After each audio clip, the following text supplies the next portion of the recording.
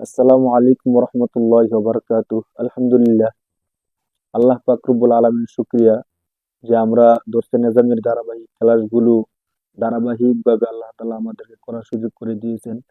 আমরা মুখতাসরে কুদুরি কিতাব থেকে ধারাবাহিকভাবে ফিকহের বিষয়গুলো নিয়ে আলোচনা করছিলাম। তো আজকে আমরা এই ধারাবাহিক ক্লাসের মধ্যে আলোচনা করব অজু ভাঙার কারণসমূহ নিয়ে। কোন কোন কাজগুলো করলে অজু ভাঙে, কোন কোন কাজগুলো অজু ভাঙে না, এই বিষয়গুলো আমাদের জানা দরকার। অনেক সময় এমন হয় যে আমাদের অজু ভাঙছে কি ভাঙছে না আমরা জানি না, আমাদের অজুটা সঠিকভাবে হলো কি হলো না আমরা এই বিষয়টা জানি না। আবার অনেক কিছু আছে আমরা জানি যে এই কারণে আমাদের অজু ভেঙে যায়, কিন্তু এই কারণটা কোরআনের কোন আয়াত দ্বারা প্রমাণিত অথবা কোন হাদিসের আলোকে এই বিষয়টা আমাদের পর্যন্ত পৌঁছেছে ওই বিষয়টা আমরা জানি না। ফেকার কারণে আমরা জানতে পারি যে মূলত এই সকল কারণে আমাদের অজুটা ভেঙে যায় এবং এই বিষয়গুলো এই হাদিসের আলোকে প্রমাণিত। তো আজকে আমরা এই বিষয়গুলো আলোচনা করব যাতে করে আমাদের মনে কোনো সন্দেহ না থাকে যে আমার ওযু কি ভাঙলো কি ভাঙলো না, আমার ওযুটা ঠিক মতো আছে কিনা। তো এই বিষয়গুলো নিয়ে আমরা আলোচনা করব। অনেক সময় আমরা মনে করি যে আমাদের ওযু ভেঙে গেছে অথচ আমাদের ওযু ভাঙে নাই, এমন অনেক কারণগুলো আছে। যেমন বড় করে বলা যায়, যদি আমাদের কারো কাপড় রানের উপর উঠে যায় বা সতর খুলে যায় নামাজের বাইরে, তখন আমরা মনে করি যে আমাদের ওযু মনে হয় ভেঙে গেছে। ছোট সময় আমরা শুনতাম যে যদি হাঁটুর উপর কাপড় উঠে যায় তাহলে অজু ভেঙে যায়, অথচ হাঁটুর উপর কাপড় উঠলে এটা অজু ভাঙার কারণ না। আরো অনেক বিষয়গুলো আছে যেগুলো আমরা মনে করছি বা মনে করি যে অজু ভাঙার কারণ, মূলত এগুলো অজু ভাঙার কারণ না। তো আজকে আমরা এই বিষয়গুলো স্পষ্ট হব যে সত্যিকার অর্থে অজু ভাঙার কারণ কোনগুলো। মুখতাসার কুদুরের লেখক এখানে নিয়ে 5টা বিষয় নিয়ে আলোচনা করবেন যে এই 5টা বিষয় যদি আমাদের মধ্যে দেখা দেয় তাহলে আমাদের অজু ভেঙে যাবে।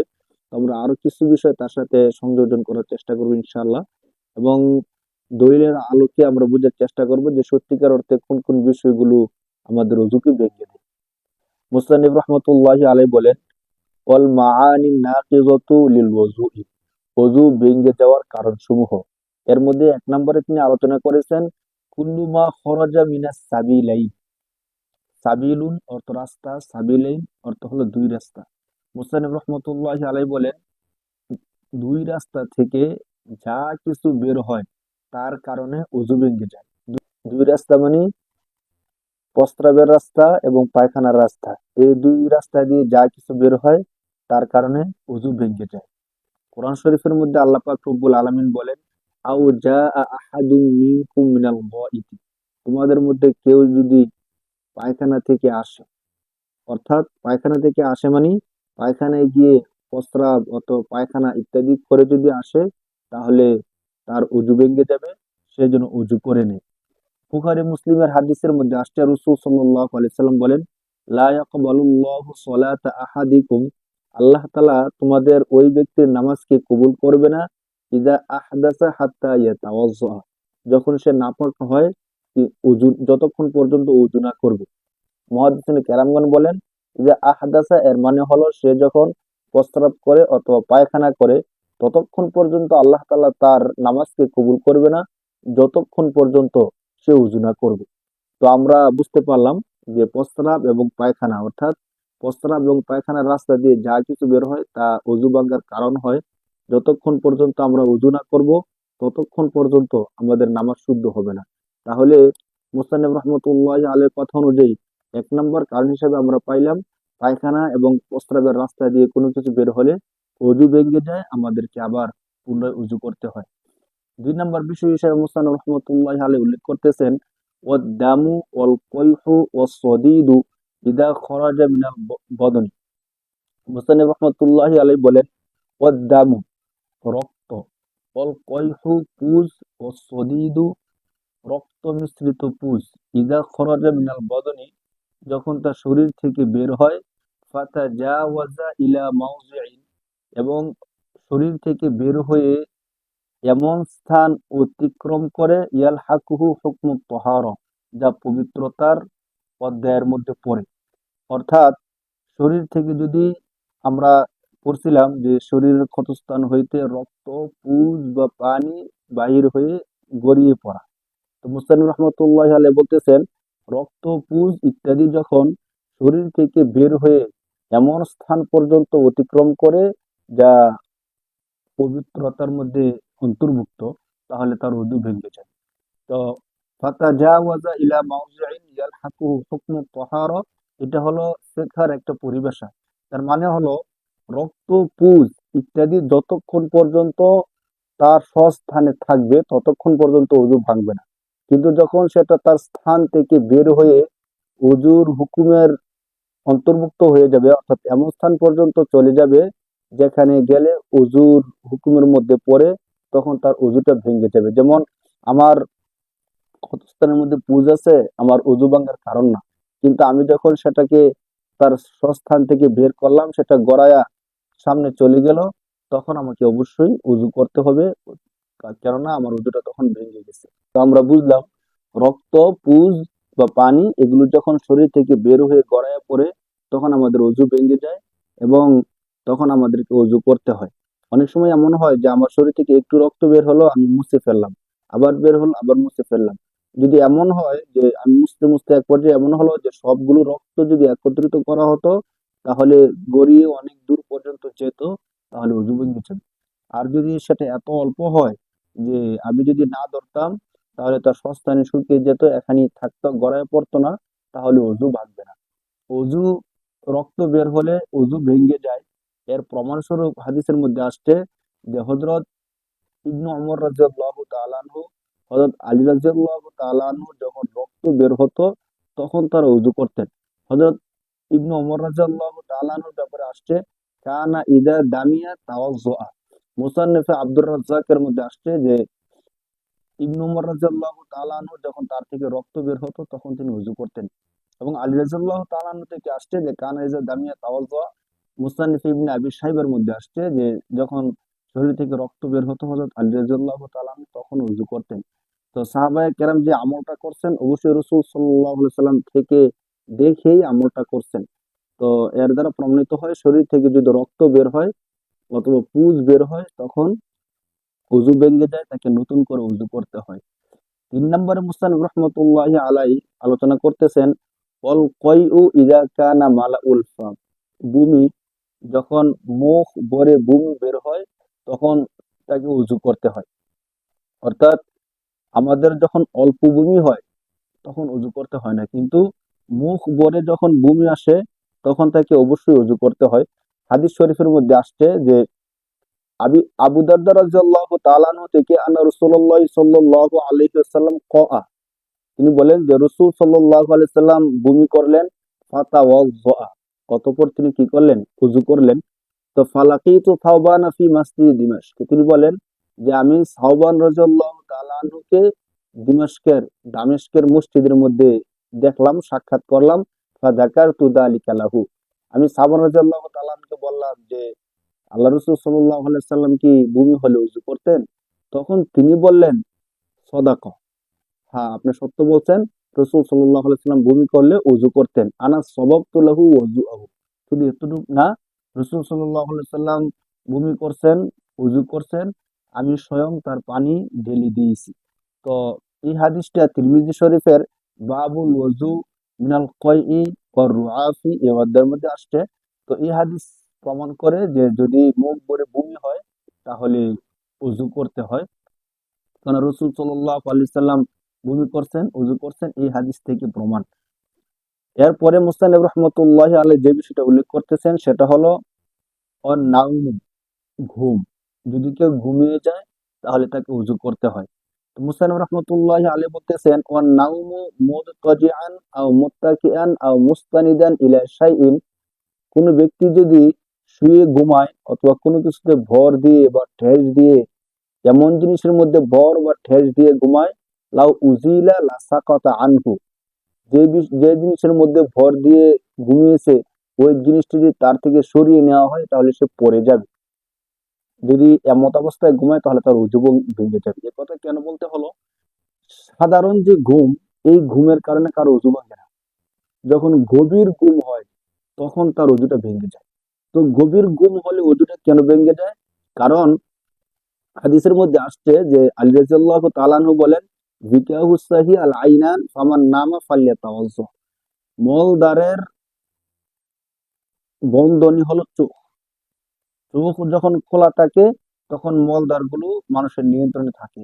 কারণ আরেক হাদিসের মধ্যে আসছে, রাসূল সাল্লাল্লাহু আলাইহি সাল্লাম বলেন যে আন্নাল ওযু লা ইয়াজিবু ইল্লা আলা মান নামা মুজতাজিআন, যে কেবলমাত্র কোন ব্যক্তি যদি শুয়ে ঘুমায় তখন তার উপর উযু করা ওয়াজিব হয়। কেন? ফাইন্নাহু ইযা তাজা ইস্তারাখাত মাফাসিলুহু, কেন সে যখন শুয়ে ঘুমায় তখন তার যে রগ গুলো আছে ওই রগ গুলো ঢিলে হয়ে যায়, তখন বাতাস বের হয়েছে কি হয়েছে না সে আর নিশ্চিত হতে পারে না। কিন্তু কোনো ব্যক্তি যদি বসে ঘুমায় অথবা নামাজরত অবস্থার মধ্যে ঘুমায় তখন তার আর উযু ভাঙে না। কেন? কারণ আনাস রাদিয়াল্লাহু তাআলা আনহু থেকে হাদিস আসছে যে কানা আসহাবু রাসূলিল্লাহি সাল্লাল্লাহু আলাইহি সাল্লাম ইয়ানতাজিরুনাল ইশা আল আখিরা। ঈশা আল আখিরা মানে শেষ ঈশা। মাগরিবকে তারা প্রথম ঈশা এবং এশার নামাজকে তারা শেষ ঈশা বলতো। তো আনাস রাদিয়াল্লাহু তাআলা আনহু বলেন যে সাহাবায়ে কেরামের অবস্থা এমন হতো যে তারা এশার নামাজ পড়ার জন্য মসজিদের মধ্যে অপেক্ষা করতে থাকতেন। অপেক্ষা করতে করতে হাত্তা তাখফিকু রুউসুহুম, এমনকি ঘুমে তাদের মাথা ঢলে পড়তো। তো তাদের মাথা ঢুলে পড়তো, অতঃপর রাসূল সাল্লাল্লাহু আলাইহি ওয়াসাল্লাম আসতেন, সুম্মা ইউসাল্লুনা, নামাজ পড়তেন, ওয়ালা ইয়াতাওয়াজ্জাউনা, কিন্তু তারা কি করতেন না, উযু করতেন না। আবু দাউদ এবং তিরমিজি শরীফের বাবুন ফিল ওযু মিনান নাওমি, এই অধ্যায়ের মধ্যে হাদিসটা আসছে। তো এতটুকু আলোচনার মাধ্যমে আমরা বুঝতে পারলাম যে মুসান্নিফ বললেন যে এমন জিনিসের মধ্যে যদি ভর দেয় যে জিনিস সরিয়ে নিলে সে পড়ে যাবে তাহলে তাকে উযু করতে হবে, নয়তো সাধারণ ঘুমের কারণে উযু করতে হবে না। কেউ যদি শুয়ে ঘুমায় তাহলে তাকে উযু করতে হবে, কেননা সাধারণ ঘুম বসে ঘুমাইলে অথবা নামাজরত অবস্থার মধ্যে ঘুমালে তাকে উযু করতে হবে না। তাহলে আমরা বুঝতে পারলাম যে গভীর ঘুম হলো মূলত উযু ভাঙার কারণ, সাধারণ ঘুম উযু ভাঙার কারণ না। মুসলিম শরীফের হাদিসের মধ্যে আসছে, রাসূল সাল্লাল্লাহু আলাইহি সাল্লাম বলেন, আবু হুরায়রা রাদিয়াল্লাহু তাআলা আনহু থেকে বর্ণিত, ইযা নামা আহাদুকুম, তোমাদের কেউ যখন ঘুমিয়ে পড়ে, ফালা ইউসাল্লু হাত্তা ইয়াতাওয়াজ্জা, সে যেন নামাজ না পড়ে যতক্ষণ পর্যন্ত উযু না করে। এই হাদিস প্রমাণ যে কেউ যদি ঘুমিয়ে যায় তাহলে তার উযু ভেঙে যাবে।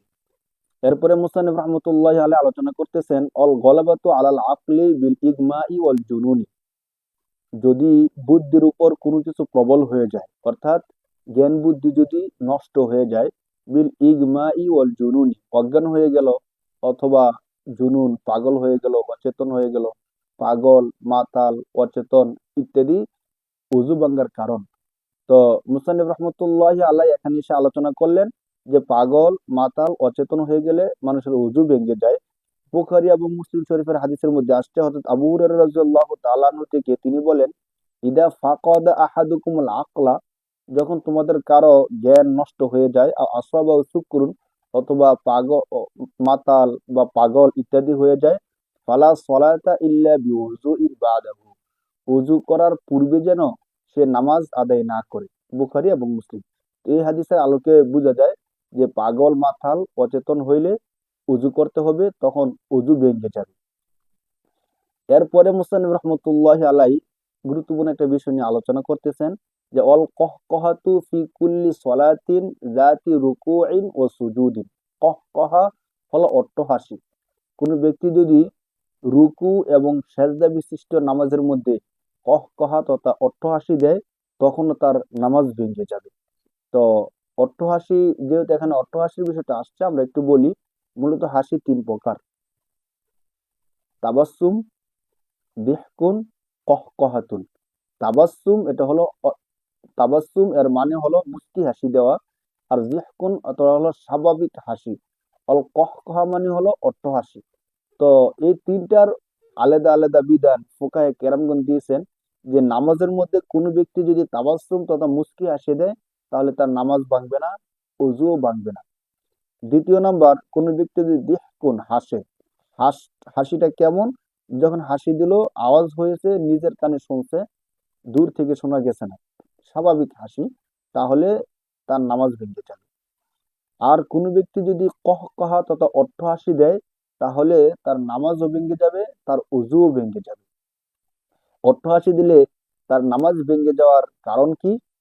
আবু হুরায়রা রাদিয়াল্লাহু তাআলা আনহু থেকেই মুসনাদে আহমদের মধ্যে একটা হাদিস আসছে, সহিহ হাদিস, ক্বালা ইযা দাহিকা আহাদুকুম দাহিকাতান শাদীদাতান।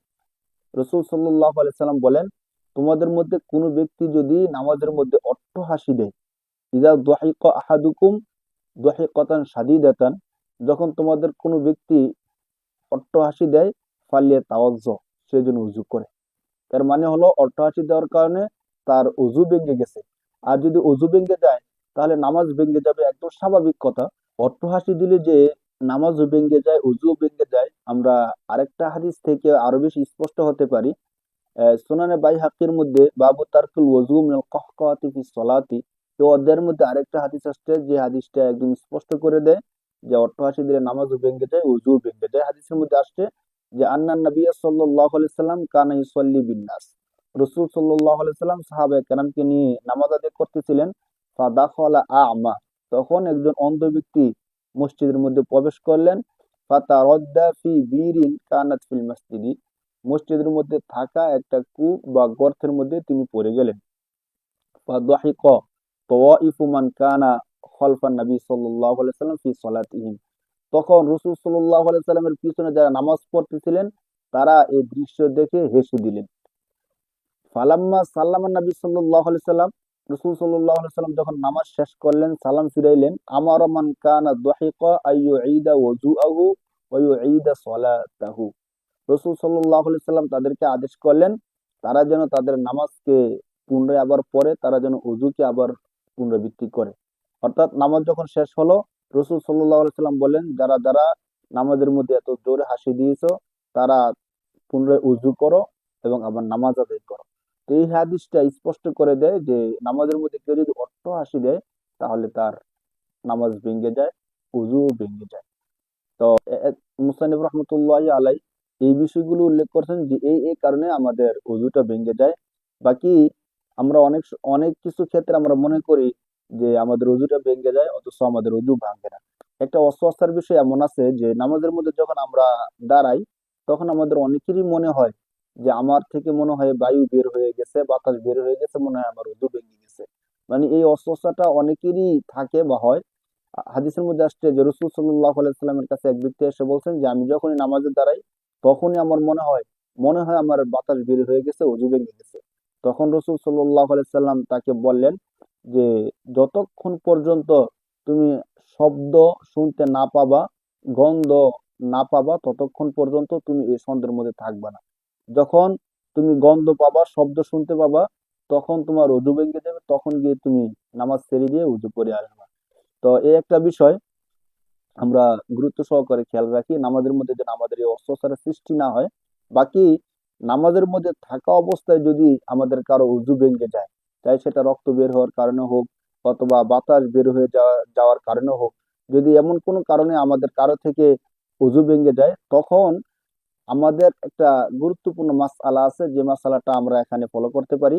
আমরা তখন অনেকে না জানার কারণে নামাজ নষ্ট করে পিছনে চলে আসি, অজু করে আবার নতুন করে নামাজ পড়ি। তখন কিন্তু আমরা যেই ইমাম সাহেবের পিছনে দাঁড়াইছিলাম, জামাত সহকারে নামাজ পড়তেছিলাম, জামাতরা আমি আর হয়তো পাই না, অথবা শুরু থেকে আমি নামাজে ছিলাম, ওই সওয়াবটা আমি অর্জন করতে পারি না। অথচ হাদিস অনুযায়ী আমার যদি নামাজের মধ্যে শরিক হইলাম, নামাজের মধ্যে শরিক হওয়ার পরে যদি আমার উযু ভেঙে যায়, তখন আমার জন্য সুযোগ আছে যে আমি নামাজ ছেড়ে দিয়ে উযু করে এসে আমি আবার নামাজের মধ্যে অন্তর্ভুক্ত হব। আর আমি যে শুরু থেকে নামাজ শুরু করছিলাম আমার সবকিছু ঠিক থাকবে, কোনো কিছু নষ্ট হবে না। শুধুমাত্র আমি চলে যাওয়ার পরে ইমাম সাহেব যদি এক রাকাত পড়ে ফেলে বা রুকু সেজদা করে ফেলে, আমি গিয়ে রুকু সেজদা করে ইমাম সাহেবের সাথে শরিক হয়ে যাব। এটা কিন্তু চমৎকার একটা বিষয়, কিন্তু আমরা অনেকেই এই বিষয়টা জানি না। তো আমাদের কারো যদি এমন হয়, তাহলে নামাজের মধ্যে যদি কোনো কারণে আমাদের উযু ভেঙে যায়, তাহলে আমরা নামাজ ছেড়ে দিয়ে আমরা চলে আসব, উযু করে আবার নামাজের মধ্যে শরিক হয়ে যাব। বাকি যখন আমি চলে আসব তখন কোনো কথাবার্তা বলবো না, উযু করা ছাড়া অন্য কোনো কাজ করব না। যদি কথাবার্তা বলে বা অন্য কোনো দুনিয়াবী কাজের মধ্যে লিপ্ত হয়ে যায়, তখন নামাজটাও নষ্ট হয়ে যাবে, সে আবার নতুন করে নামাজ শুরু করতে হবে। তো এই বিষয়টা আমরা বুঝতে পারলাম যে মুসান্নিফ রহমতুল্লাহি আলাই এখানে ওই বিষয়গুলো আলোচনা করছেন যে বিষয়গুলোর কারণে উযু ভেঙে যায়। তো উযু ভাঙার কারণগুলো আমরা সংক্ষিপ্ত আকারে জানতে পারলাম। হাদিসের আলোকে শিখতে পারলাম। তো ধারাবাহিকভাবে আমরা এই বিষয়গুলো আলোচনা করতে থাকবো ইনশাল্লাহ। আল্লাহ তাআলা আমাদেরকে কোরআন হাদিসের আলোকে বিষয়গুলো জানার তৌফিক দান করুক, যেন আমরা আমাদের আমলগুলো সুন্দরভাবে শুদ্ধভাবে করতে পারি। আল্লাহ তাআলা তৌফিক দান করুক। আমিন।